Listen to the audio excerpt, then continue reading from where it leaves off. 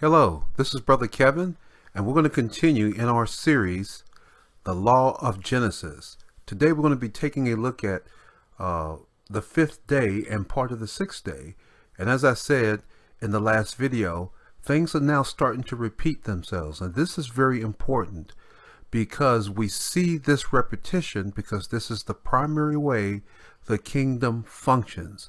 And I'm not going to say what that is right now, but I'm pretty sure that after we finish this video, and definitely by the sixth day, we will certainly see that this is consistently how the kingdom operates.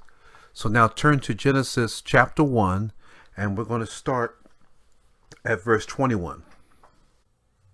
And God created great whales, and every living creature that moveth, which the waters brought forth abundantly after their kind, and every winged fowl after his kind.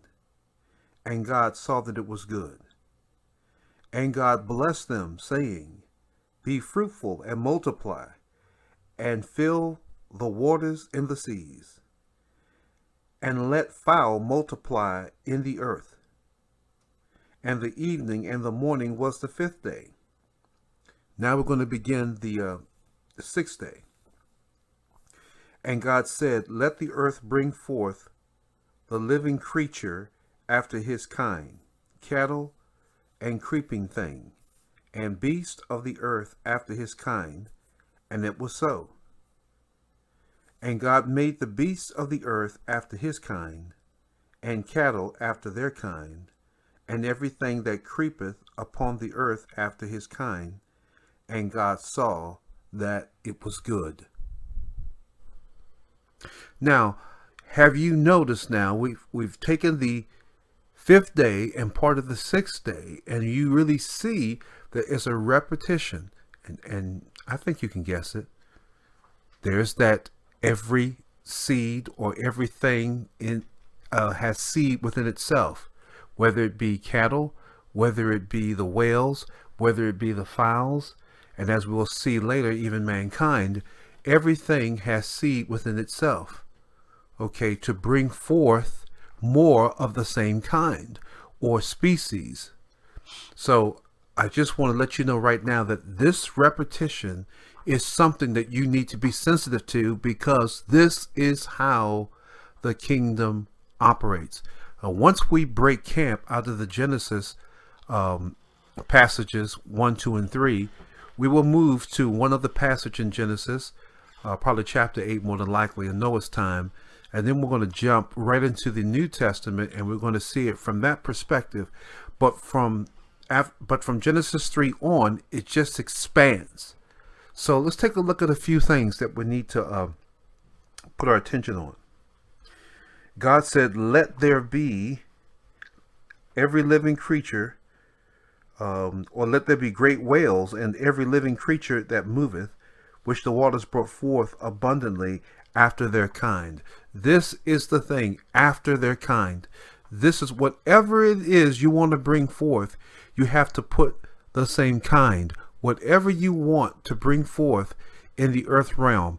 If I want to have a breed of Rottweilers, I have to have Rottweilers, and those Rottweilers have to produce the seed, that produce other Rottweilers, or the sperm from the male to the female, which will produce another Rottweiler with all the same markings and characteristics. It might still be a unique dog, but it's still basically the same breed. This is the same thing for the kingdom of the sea, the fish kingdom or the water creatures. This is the same thing for the fowls of the air. This is the same thing for the animals. This is the same thing for mankind. This is the same thing for the grass. This is the same thing for the trees. This is the same thing for all fruit trees. This is the same thing for all things living. Having seed within itself to bring itself to pass, or the capability of reproducing itself. So this is very important in that whatever we want to bring forth, we have to plant the seed. And this is why it's so important for you to watch what you plant. Don't say that I want an apple tree, but I'm putting down oranges. If I put down orange seeds to get an apple tree, I'm not going to be successful. I'm going to be disappointed during harvest. Okay? If I want whatever it is, I have to plant that seed. Now that runs over, of course, on the spiritual side. If we want to have a loving and peaceful family life, we've got to sow seeds of love. I have to plant that seed of love. I have to plant that seed of nurturing and kindness with discipline. I have to sow that seed so that my family becomes a loving family, safe to not only dwell in, but the kids can be fruitful and do all the things God meant for them to do because of the seed I plant in my household. The same thing goes with your marriage. You want to have a healthy marriage? Well, my goodness, then you sow the seed of a happy marriage, which is don't think of yourself. Now, certainly we're going to find out when we get to the sixth day, when we get to man's creation, we're going to find some things that are unique just to man, but the principle is still there. You have to sow the seed if you want a particular crop. And so if I want to have a happy and fruitful Christian life, I better watch what seed I'm sowing. Because good seed, unfortunately, good seed is not the only seed that's out there. There's evil seed as well that will bring forth sin and that will bring forth death. And we can't sow it. If that's what we're playing with, we're asking for trouble. Well, anyway, we're going to continue into the sixth day on the next video. But stay with us because as you see, everything is just repeating itself now. And soon we'll be talking about expansion when we get out of Genesis 1, 2, and 3. All right, we're going to take a break. I'll be right back.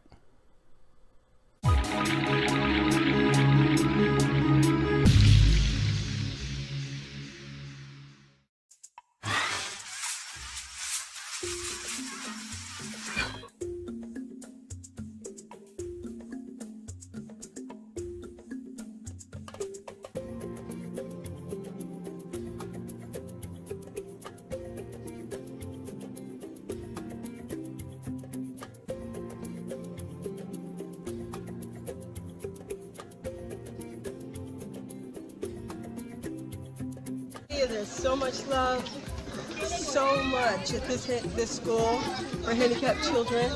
Special needs is here. And you know what their special need is?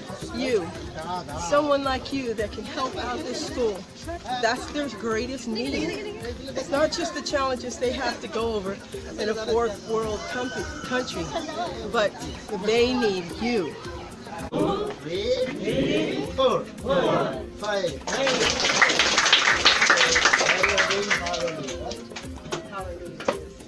So we are going to do this. So 5 points. So 1, 2, 3, 4. Okay, আচ্ছা প্রথম যে হাত নাড়ানোটা সময় so first প্রথমে হচ্ছে আমাদের এরকম হবে তারপর এরকম তারপর এরকম তারপর এরকম আর তারপর এরকম you can sing the song. Welcome back. I just want to mention something that I didn't cover before the break, and that was we're beginning now to hear something. We hear the Lord saying in the creation, be fruitful and multiply. Okay, now how is the creation going to carry that out? By doing exactly what he made them to do. He put the seed within creation to be able to reproduce. And so he tells the whales and he tells the creatures, be fruitful and multiply.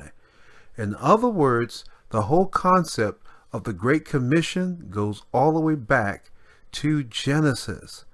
I just go ahead and tell you a secret. Everything in the scriptures is based on the Genesis or the law of Genesis.